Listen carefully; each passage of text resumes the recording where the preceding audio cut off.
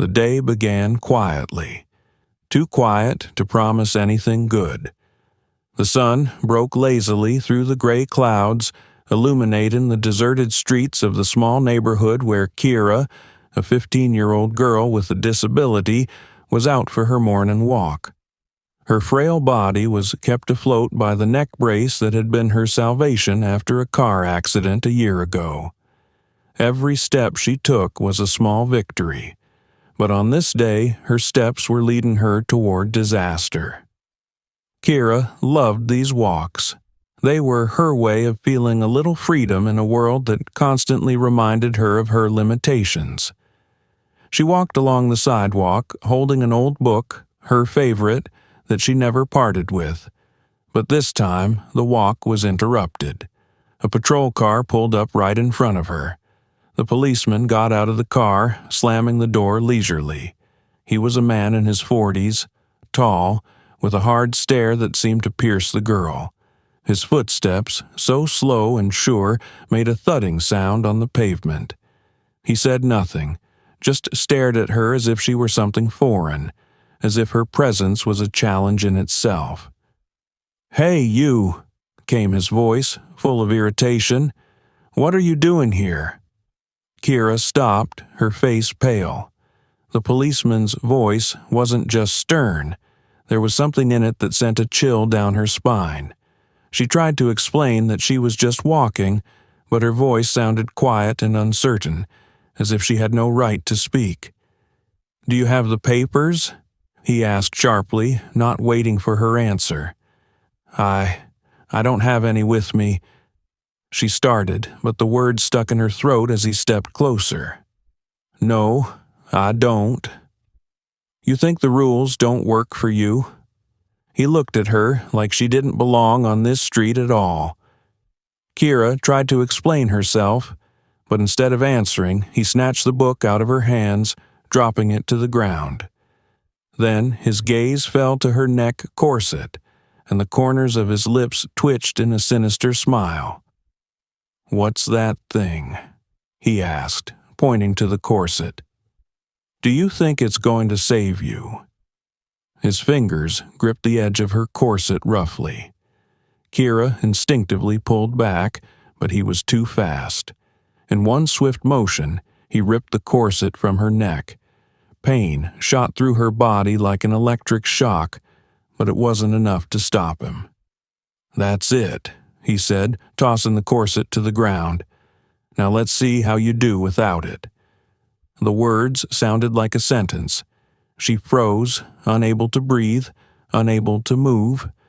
Before her stood the man with the power who was now her executioner. She didn't even have time to think about why. Why was this happening to her? He bent down, picked up the corset, and, without blinking an eye, lit it with a lighter. The fire greedily engulfed the plastic and fabric, and there was a smell of melting material in the air. For Kira, the moment lasted forever. She could only watch as her only support disappeared in the flames, and the policeman seemed to enjoy it. She was alone, defenseless, and this day, which had started as a routine walk, had become her personal nightmare. But Kira didn't know yet that this was just the beginning. Before we continue, let's pause for a moment. Write in the comments where you're listening to our stories from. Have you had something similar in your life? Share your thoughts, because it is important for us to know how you feel when you listen to these stories. If you like what we do, subscribe to our channel so you don't miss even more powerful and important stories. And now we continue. The policeman, whose name was Ray Burks, was a man accustomed to impunity. His reputation at the station was based on fear. His colleagues knew his brutality, but no one dared to speak out against him. This day wasn't special to him until he noticed Kira's thin, frail figure on the sidewalk. She caught his attention instantly. In his eyes, her appearance was enough to cause irritation. A corseted black girl with a barely perceptible smile on her face, as if reminding the world that even her pain hadn't broken her completely. But that didn't matter to Ray. To him it was just another bum who, as he often said, littered the streets. "Hey, you!" he shouted from the window of his car before abruptly stopping it at the curb. Kira turned around, her gaze meeting his eyes, full of contempt. She thought it was a mistake, that he must be addressing someone else, but before she could make a move he was already out of the car, arrogantly adjusting his belt. "I said stop!" he shouted, and his voice cut through the air like a whiplash. Kira froze. She didn't realize what she had done wrong. She knew her appearance often drew attention, but no one had ever approached her with such disdain before. "Are you deaf?" he continued, coming closer. "I'm asking what you're doing here." "I'm just walking," she answered quietly, trying not to look him in the eye. Her voice shook, but she tried to hold it together. His face contorted into a smirk, cold and sinister. He took a step closer, looming over her. "Going out, huh? Where's your ID? Should I check to see if you're even here legally?" Kira froze. Her parents had taught her to be polite to the police, to never argue, but she'd never thought she'd be in this situation. I don't have my ID with me. I live nearby," she tried to explain. "Of course you do," he grinned. "You all say that." His words cut like a knife. "All of you." It wasn't a casual remark. She knew what he meant, and he knew she understood. Her skin, her face, her vulnerability, all of it made her a target for his hatred. "Come on, get something out of your bag. Prove you're not here illegally," he demanded, his voice sounding increasingly threatening. "I don't have anything," she admitted. Her hands were shaking, and she instinctively clasped them to her chest, as if she could protect herself from his gaze. "Of course not. People like you never have anything. Always waiting for someone else to do everything for you, aren't you?" His words were soaked with venom. Then he grabbed her bag, ripping it out of her hands. Kira tried to stop him, but he pushed her away so hard that she was barely able to stay on her feet. "You have no right," it came out of her mouth. "Right?" He laughed coldly and contemptuously. "I'm here to decide who has the right." He began to tear her things, throwing them across the pavement like garbage. Her book, her personal belongings, even the little badge of her favorite hero, all of it was trampled under his heavy boot. His rudeness and humiliation didn't stop there. His voice grew louder and louder, gathering the rare passers-by who tried not to interfere. For Kira, it was the worst, to be humiliated not only in front of the policeman, but also in front of indifferent witnesses. She tried to gather her things, but his shoe stepped on her hand. "Take your time. You're not in a hurry to go home, are you? Or are you waiting for someone to feel sorry for you?"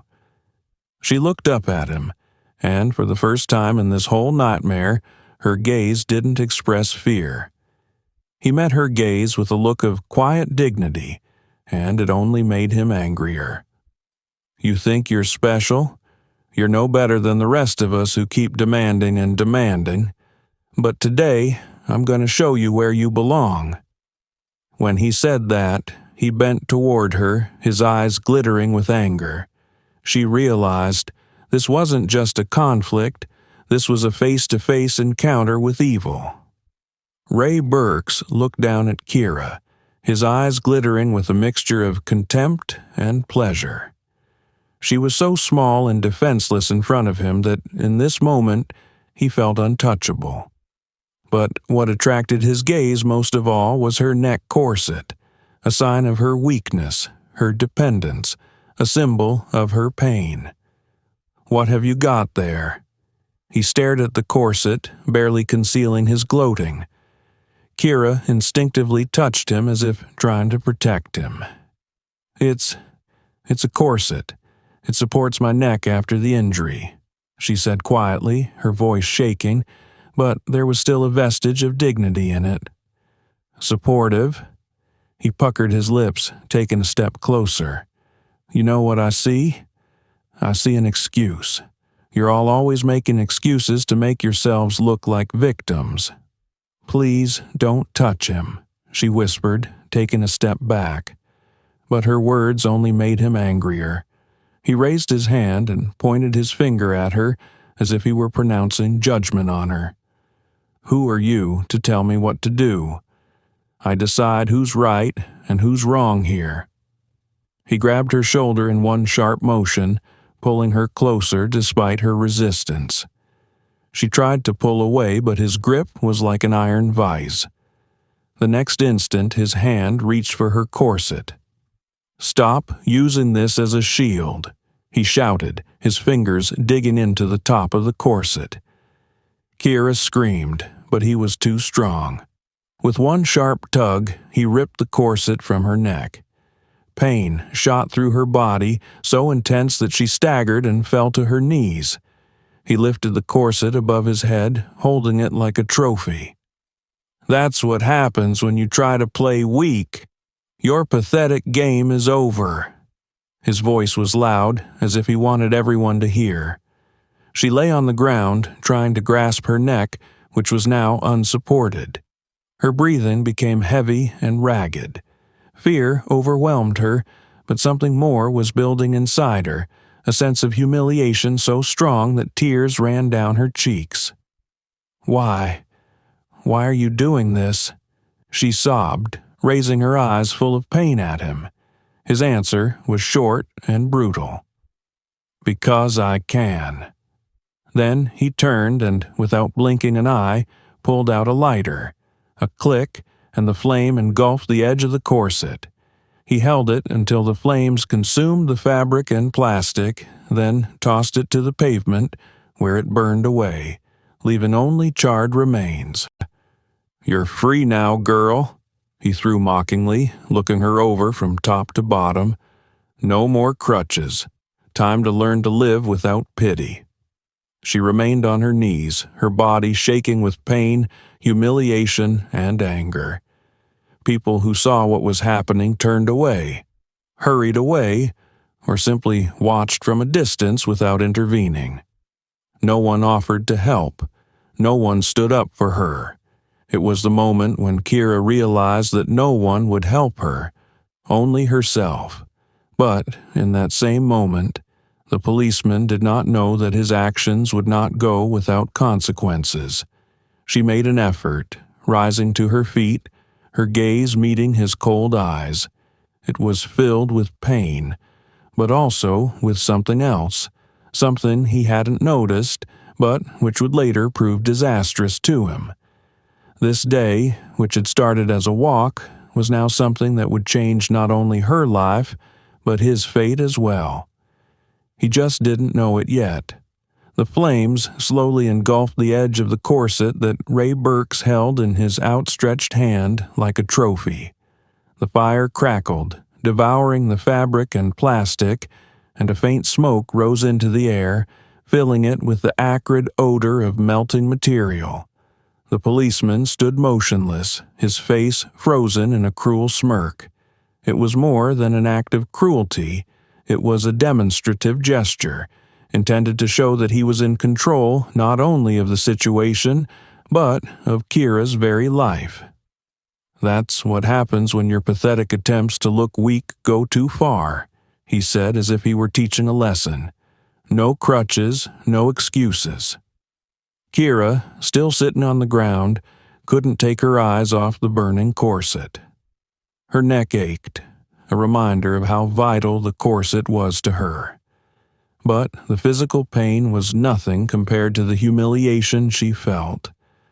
The fire destroying her support symbolized to her everything this man was trying to tell her. "You are nothing, and I can destroy you whenever I want." "Please stop," she shouted, her voice weak but drenched in desperation. "Stop," he repeated mockingly, casting a glance over his shoulder at her. "Why?" Do you think someone will come to save you? Someone will take your side? You're wrong, girl. You belong on your knees in this world. His words were filled with venom. He wasn't just humiliating her.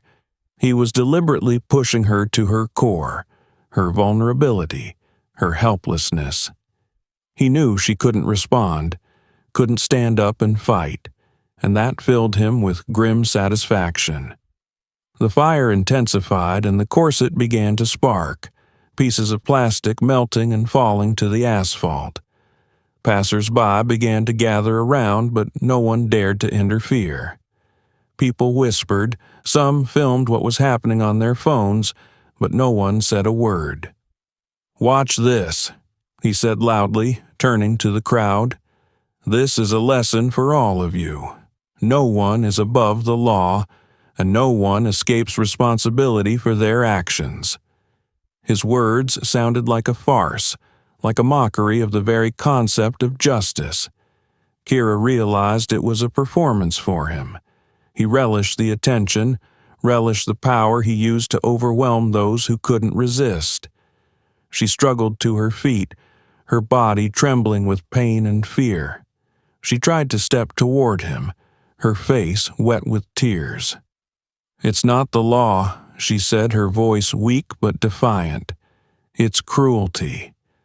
His eyes narrowed and he took a step toward her. "What did you say?"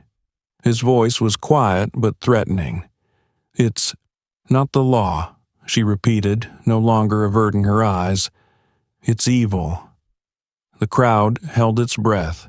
His face reddened, and for a moment it looked as if he were about to strike her.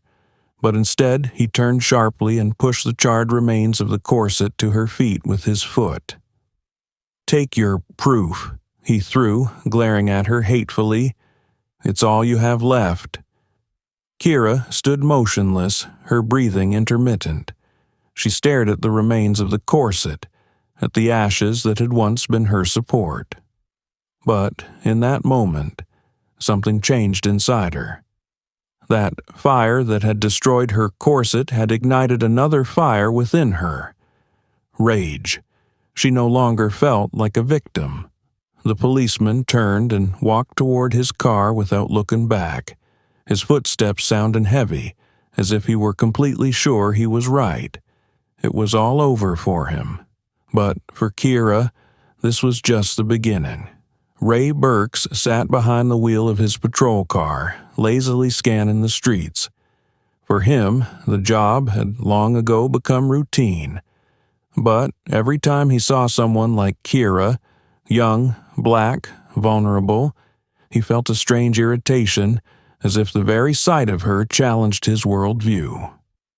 Another one of those people who thinks everyone around her owes her something, he'd thought when he'd first spotted her in the rearview mirror.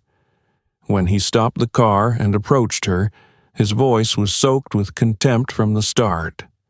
"What are you doing here, girl? Shouldn't someone like you be somewhere else?" Kira felt her breath catch. She knew what he meant. It wasn't a casual remark. His gaze, his posture, his intonation, everything said that he saw her not as a person, but as something less, something to be commanded and humiliated. "I'm just taking a walk," she replied quietly, hoping this would end as quickly as it had begun. But his smirk only deepened. "Going out, huh? I wonder what you're really doing. Maybe you're looking for someone to cheat, or are you waiting for someone to take pity on you?" Her face reddened with humiliation, but she said nothing. Any word could only make things worse. "Listen to me," he said, leaning closer. "I know you're kind. You're all about living off other people's money, complaining about life and demanding to be considered special. But you're nothing." His words cut like a knife.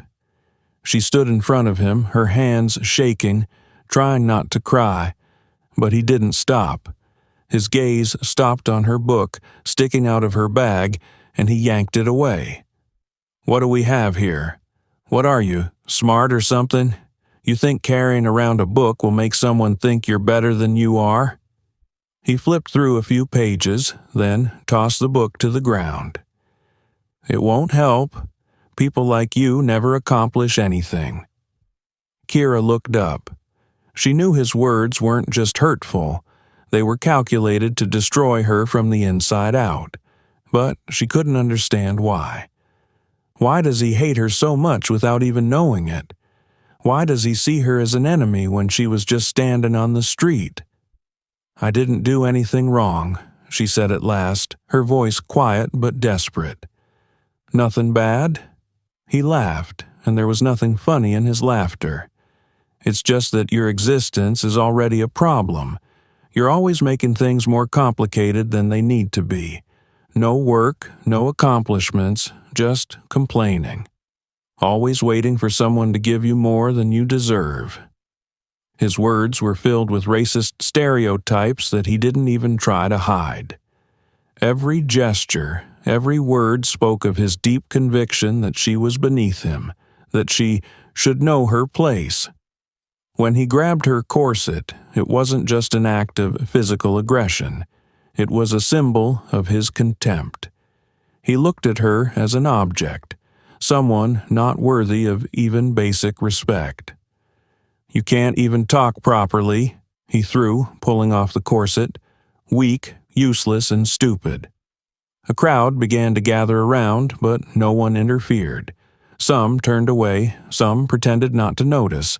Only one man standing aside whispered, "They always do, especially with people like her." That "like her" echoed in her head. The words reflected everything she felt. She knew that to people like that policeman, she was not a person, but a problem they were trying to suppress. And when he set her corset on fire, it wasn't just cruelty. It was a symbolic act, a demonstration of his power over her. The look in his eyes said, "You are nothing, and I'm going to make sure you know it." But what he didn't understand was clear to her. This moment, this humiliation, these words, they hadn't destroyed her. They lit another fire inside her, a fire that the cop would never be able to put out again. Kira was kneeling in the middle of the sidewalk, her frail body trembling with pain and humiliation. The fire from the burned corset had already died down, leaving only charred remains and the acrid smell of melting plastic in the air. A crowd had gathered around, not too close, but enough to watch. No one moved, no one dared to intervene. The silence was deafening. There were women, men, teenagers among the passers-by, faces with different expressions. Some avoided looking, others openly observed, their gazes a mixture of curiosity and hidden guilt. One man pulled out his phone, pretending to take pictures of the scenery, but his camera was pointed directly at Kira. Another woman stood with her children, whispering to them, "Don't look over there." Her voice sounded as if what was happening wasn't real, but some unpleasant scene from a movie. Ray Burks knew people were watching. He could feel their eyes on him, but that only made him more confident. His hands were on his belt, standing as if he had just completed an important task. His voice cut through the silence again. "That's it," he said loudly, turning to the crowd. "That's what happens when you think you can do anything you want. It's a lesson to all of you." He didn't expect applause, but there was obvious pride in his words, as if he had just demonstrated an act of real justice. But the crowd didn't clap. They just watched, and there was more complicity in their silence than he realized. Kira looked up. Her eyes turned to the woman standing closest to her. She was a slender blonde in a business suit, clearly in a hurry to get to work. Their gazes met, and Kira saw the woman avert her eyes for a moment, then look again. But instead of a word of encouragement, instead of a step in her direction, the woman just sighed, shrugged, and stepped away. "Help," Kira said with difficulty, her voice weak but full of pleading. No one moved. No one responded. A man in uniform, Ray's partner, was standing off to the side, smoking, leaning against the car. He watched, but did not interfere. His face remained impassive, almost indifferent, as if he'd seen it dozens of times and no longer considered it important. "Enough, Burks," he said lazily, finally taking the cigarette out of his mouth. "You're getting too carried away." "Fascinated?" Ray laughed, turning back to him. "I'm doing my job. Someone needs to remind these—" He faltered, glancing around at the crowd. "These people where they belong." His partner shrugged as if to say, "Your business." He took a drag on his cigarette, his face impassive. He was a symbol of the indifference that pervaded the moment. Kira looked at the crowd again. Tears glistened in her eyes, but she didn't ask for more. She saw that it was useless. Everyone here, from the woman with the children to the man with the phone, had already made their choice. Their choice was silence. The young girl behind whispered to her friend, "Shouldn't we do something?" "Are you out of your mind?" He whispered back, looking back at the police car. "Do you want us to be detained too? It's none of our business." Those words, spoken almost in a whisper, echoed in Kira's head. None of our business. She realized that to these men her pain was truly a stranger. Her fear, her humiliation, it was all just a spectacle they were watching from a safe distance. Ray looked back at the crowd, noticing the whispers, but did nothing. He didn't need more words. He had already proven everything he wanted to prove, and in that silence, he felt his power. To him, that silence meant agreement, approval. "Do you all understand?" he threw, turning to Kira again. "No one here is going to save you. No one's going to risk it for people like you." His words sounded cruel, but they were true. No one moved. No one said a word. Kira looked at the charred remains of the corset at her feet. Her body shook, not from the cold, but from a mixture of anger and bitterness. The crowd began to disperse as if nothing had happened. The man with the phone put down his camera. Ray's partner put out his cigarette. The woman with the children led them away. The silence was deafening. She looked at those who were leaving, at those who could have done something but chose indifference. These men did nothing, but their silence was as loud as Ray's words. It said, "You're alone. No one can help you." But in that loneliness, Kira suddenly realized that this silence, this moment, this pain, they wouldn't break her, because she hadn't said her last word yet. Let's pause for a moment. Write in the comments where you are listening to our stories from. Have you ever had similar situations in your life? Your thoughts and stories are very important to us.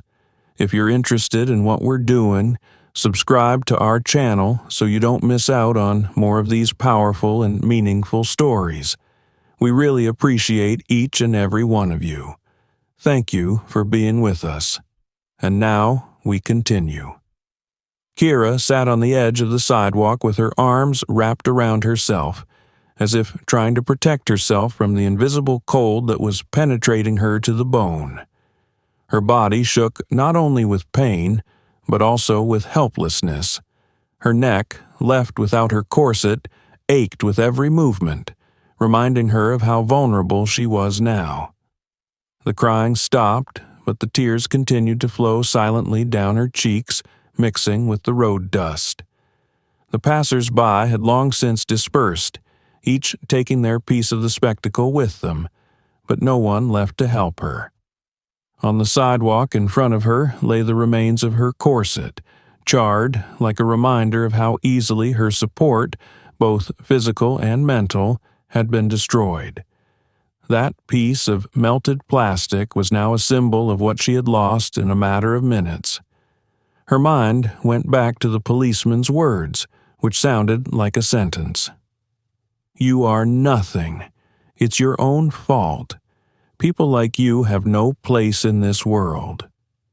Those phrases echoed in her head, burning her from the inside out harder than the fire that had burned the corset. She slowly looked up, but there was no one around. No one stayed to ask how she was feeling. No one offered to help her up. Her world was suddenly incredibly empty. The pain in her neck intensified, giving off throbbing stabs in her temples. But stronger than this physical pain was the mental pain. She felt all alone, defenseless against a system that had never been designed for people like her. She could still see the police car in the distance. She could hear the two men, Ray Burks and his partner, laughing as if nothing much had happened. They were sitting in their chairs, talking about something that seemed important to them. To them, this episode was nothing more than one of their work moments.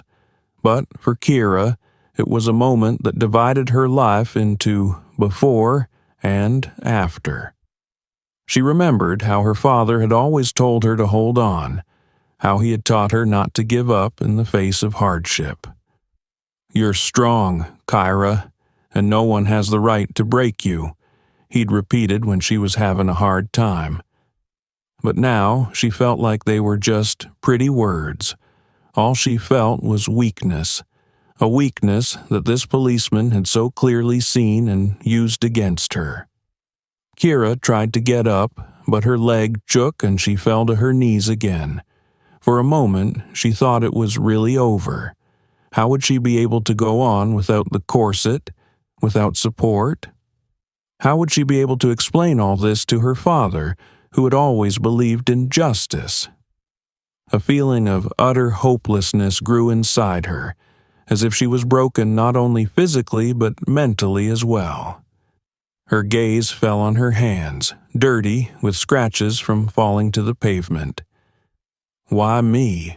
she thought. "Why did he choose me? Why do they always choose people like me?" She knew the answer, but she didn't want to admit it. Her skin, her looks, her fragility all made her a target for the likes of Ray Burks. He didn't see her as a person. To him, she was someone different, lesser, someone whose pain could be ignored because in his world, people like her didn't deserve equality or respect. Suddenly, another emotion swept over her. Anger. Anger at him, at the crowd, at the system that had allowed this to happen. But this anger was quiet, piercing, like an inner fire that was just beginning to flare up. She gritted her teeth, struggled to her feet, and stared at the horizon. The pain in her neck was almost unbearable, but she took a step. Then another. Each step was difficult, but with each movement her gaze grew more determined. Her father's words came to mind. "Strong people are not those who never fall down, but those who get up again." And in that moment, Kira realized that her fight was just beginning. Ray Burks wasn't just attacking her physically. He was trying to destroy her faith in herself. But if she surrendered now, she would give him exactly what he wanted. Everything he destroyed was important to her.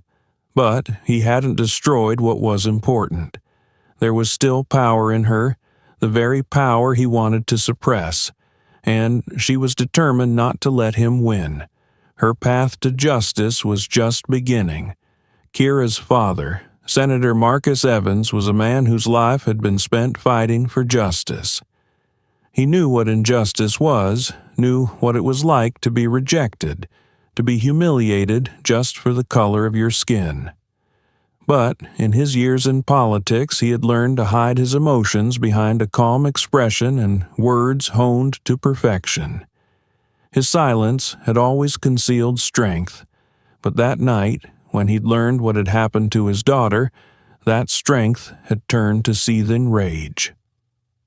Marcus was sitting in his office when he received a call from a neighbor who happened to see Kira coming home.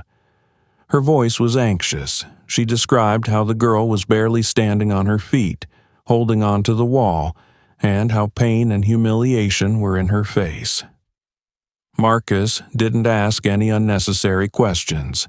He stood up immediately, threw on his jacket, and rushed to the door. Kira was sitting on the couch when he walked in. Her eyes were reddened, her face pale. He froze when he saw her clutching at her neck, trying not to move so she wouldn't hurt herself more. On the coffee table in front of her lay the charred remains of her corset. "Kira, what's wrong?" His voice was calm, but there was a faint tremor in it. She looked up at him, and in that moment he realized that something terrible had happened. She began to tell, her words punctuated by sobs. She described how the policeman had stopped her, how he had talked to her, how he had ripped off her corset and burned it in front of everyone. Her story was drenched in pain and fear, and every word of it hit Marcus like a hammer. He said I was nothing, that people like me don't deserve respect," she finished, her voice shaking. Marcus sat down next to her, trying not to show how overwhelmed he was with emotion. He put his hand on her shoulder, looking at the charred remains of the corset. His breathing was heavy, but he knew now was not the time to show his rage. "You know he was wrong," he said quietly. "You know he's just a coward who uses his power to humiliate others." She nodded, but her face remained impassive. "I can't go on. I don't want to go outside," she whispered. Those words were a knife in his heart. His daughter, the one he had taught to be strong, the one who had always held on despite everything she had been through, was now broken. But he didn't let his pain take over. He stood up, picked up the phone, and made the first call, the head of the local police. His voice was as cold as steel. "This is Marcus Evans. I need a full report on the actions of your officer Ray Burks today. Immediately." A pause followed on the other end of the line. Then an uncertain voice tried to explain that the investigation would take time. "You don't understand. I want answers right now," he said with such confidence that any argument was pointless. The next call was to a Senate aide. He demanded that a press conference be organized for the following morning. This was not going to be a quiet affair. He was going to make Ray Burks' actions known to the whole city and then the whole country. His daughter might have been vulnerable, but he was not. He was a man whose words could awaken an army of activists, reporters, and lawyers. Marcus turned back to Kira. "I'll start dealing with it tomorrow," he said, his voice sounding confident. "That man will never do what he did to you again." "But how?" she whispered, her eyes filling with tears. "They're all like this. They always are." "That's why I have to do this," he said, his gaze hard. "Because it's not just about you. It's about everyone who's been humiliated and scared." He didn't sleep that night. He had to watch the videos that had already started circulating on social media.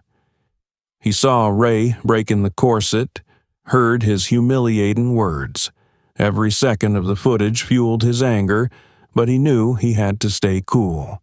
His strength was to use his rage properly, to direct it at those who deserved to be punished.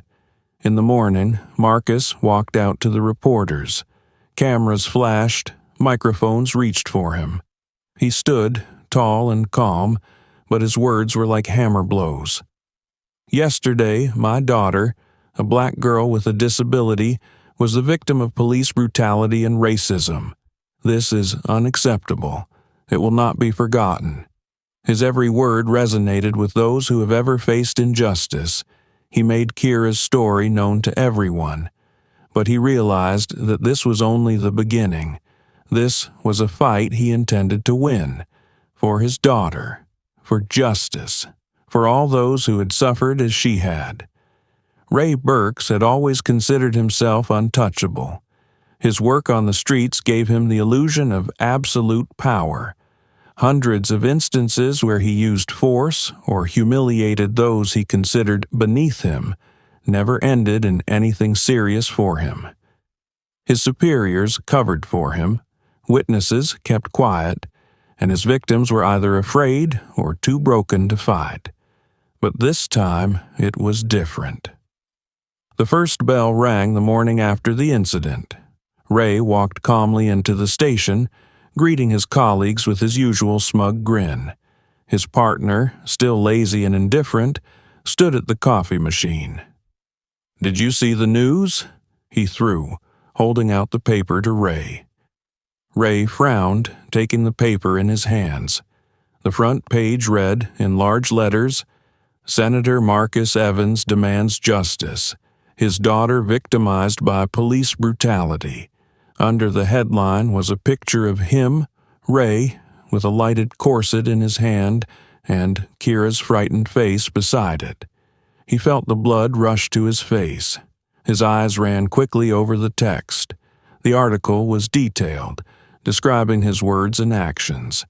It left no room for excuses. "What the hell?" he muttered, crumpling the paper.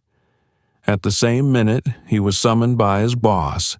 Ray entered the office with an expression of irritation, but when he saw the chief's grim face, he realized that something had changed. "Sit down," he said coldly, nodding to a chair. "It's just another overblown story," Ray began, trying to remain confident. "These journalists love drama." "Drama?" interrupted the chief, his voice quiet but tense. "Do you realize who you're messing with? This isn't just a girl. This is the daughter of Marcus Evans, a senator with more connections than you can imagine." Ray remained silent, feeling the ground beneath him begin to shake. "You have 3 days to prepare for an internal investigation. You're suspended from duty, and another—" The chief tossed an envelope on the table. "It's a subpoena. Her lawyers want you in court." Ray grabbed the envelope, his hands shaking. He couldn't believe it had gotten this far. At this point, Marcus Evans had already sprung into action. His press conference garnered thousands of views on social media. The recording of the incident made by witnesses went viral. People left comments demanding justice, condemning police brutality and racism. Marcus took every opportunity to make sure that this case would not go unnoticed. He contacted leading human rights organizations, hired the best lawyers, and his team worked around the clock to gather evidence and witness statements. Meanwhile, Ray began to feel a pressure he had never felt before. On the street, he no longer heard welcoming words from his co-workers. Instead, they looked at him with bewilderment or disdain. Some were clearly afraid that his actions might drag them down with them. His phone was ringing off the hook. Calls from journalists, questions from friends and relatives who wanted to know if it was all true. But the worst was the letter he received the next day. An official notice that charges of abuse of power, misuse of authority, and discrimination were being brought against him. Ray knew his career was in jeopardy, but he was still hopeful that things would somehow work out. However, when Marcus's lawyers presented the evidence, which included video footage, witness statements, and a medical report on Kira's condition, Ray realized his hopes were fading. One of the scariest moments for him was when he saw Marcus walk out of the courthouse with Kirana holding her hand. Her neck was wrapped in a temporary restraint. Her face still looked tired, but there was a spark in her eyes that Ray hadn't noticed the day they'd met. Journalists rushed in with questions, but Marcus spoke briefly and firmly. Justice must be done, and it will. Ray felt his world crumbling. He was no longer sure of his integrity. Every step he took, every attempt to justify himself, only pulled him deeper into the trap he'd created for himself. It was the first time Ray Burks realized that his power was not infinite. Now he faced a force he could not resist, a force of truth that, despite his best efforts to suppress it, had burst forth. Kira stood in the shadow of the huge courthouse. Her father held her hand, as if to remind her that she was not alone. The cameras clicked again. The reporters shouted questions, but Kira paid no attention. Her gaze was fixed on the front doors, behind which lawyers, witnesses, and representatives of human rights organizations had already gathered. This day was the culmination of a week-long battle that began with that terrible day when a police officer had broken her corset and tried to break her spirit. The public outcry was enormous. The video of the incident in which Ray Burks humiliated Kira became a symbol of systemic injustice. People across the country discussed how often such incidents go unnoticed. Kira's story became the spark that ignited the flame. Demonstrations against police brutality and racism swept through cities, gathering thousands of people under the slogans "Enough is enough" and "Justice for Kira." For Ray Burks, the hardest days of his life had begun. He was no longer the confident man who walked the streets feeling untouchable. He was suspended from the service, and internal proceedings began against him. But the worst thing for him was that he became the face of racism and police brutality, exposed in front of the whole country. At the trial, Kira's lawyers presented all the evidence. The video recording of the incident became the key argument of the prosecution. It showed every detail: how Ray broke the corset, burned it, and humiliated the girl, who could not defend herself. But even more powerful to the judge and jury was Kira's own testimony. She stood before them, physically weak but with incredible determination in her voice, telling them what she had been through. "That corset was my support," she said, her voice shaking, but she continued. "But he took it away from me. He said I was nothing. He wanted me to feel it. And I did feel it. But now I'm here to prove him wrong." Her words caused the hall to stand still. Even the defense attorneys who had tried to portray the incident as a misunderstanding couldn't help but recognize the power of her testimony. They knew they had lost the moment Kira looked directly at Ray and said, "You thought your power could do anything.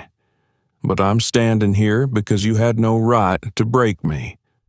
The public followed every moment of the trial. Journalists broadcast the proceedings and social media exploded with comments. People shared their stories of injustice, many of which had never been heard before. Kira's story was the catalyst that united thousands of voices. Meanwhile, Marcus Evans continued to work behind the scenes. He used his connections to get not only punishment for Ray, but also changes in the system.